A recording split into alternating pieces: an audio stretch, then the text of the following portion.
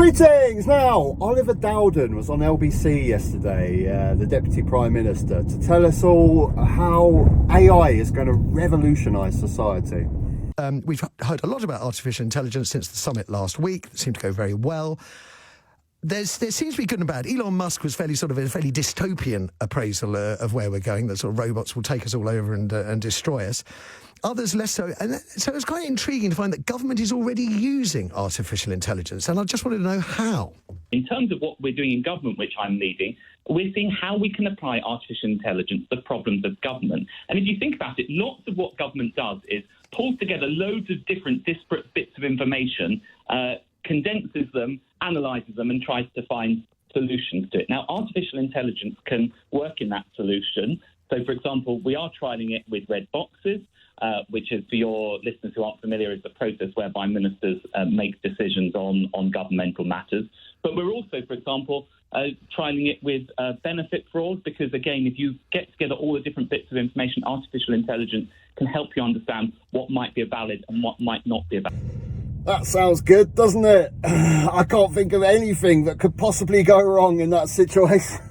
Fucking hell, we're all doomed. We're all doomed. As if the benefit system wasn't cruel enough, you're now going to take away any sort of human interaction, any human empathy or decision making, and just hand it all over to an AI program designed by the Tories. Because do you know what? Do you know who I think's been having a bit of an easy ride over the last 13 years? Yeah, disabled people. They've been having it far too easy, haven't they? I mean, it's not like they have to try and prove their disabilities every single time they sign up for their disability allowance. It's not like they get caught up in assessments and wrongfully get their benefits taken away. It's not like any of that stuff happens at all, is it? Oh, God, Jesus Christ. Do you know what the worst thing about this interview is? It's that it's on radio, you can't see him, but he's obviously smiling when he's making this announcement. Yeah, we're going to use AI to tackle benefits, like it's what the British public have been crying out for years. Yes, we need an AI programme to cut benefits. Matters. But we're also, for example, trialling it with benefit fraud. I mean, you literally can't get any more Tory than it's like the scientists come in, they go, right, we've got this thing AI, it's going to totally revolutionise society. If we use it right, we'll be able to free up more spare time to spend with family because we can get AI to do menial jobs. We'll revolutionise farming, we'll be able to detect cancer more frequently. It's going to revolutionise society. What about getting more money from poor people? Will it do that?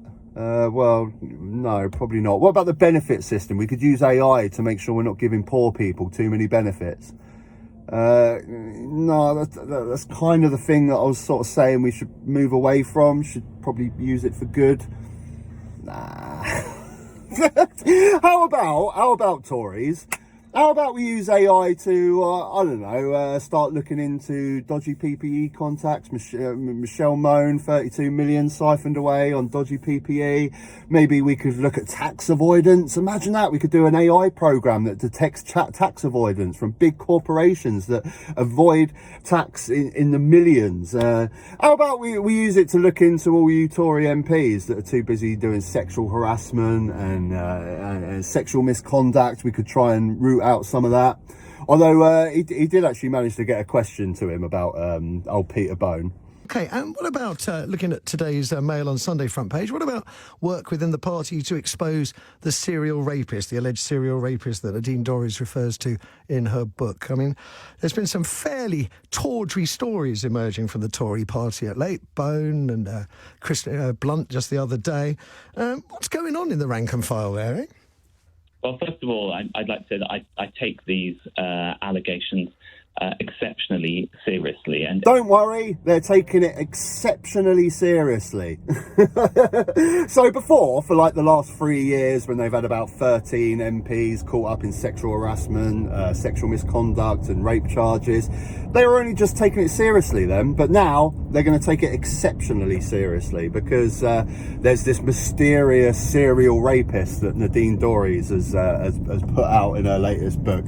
So they're going to take it exceptionally serious. you nuts?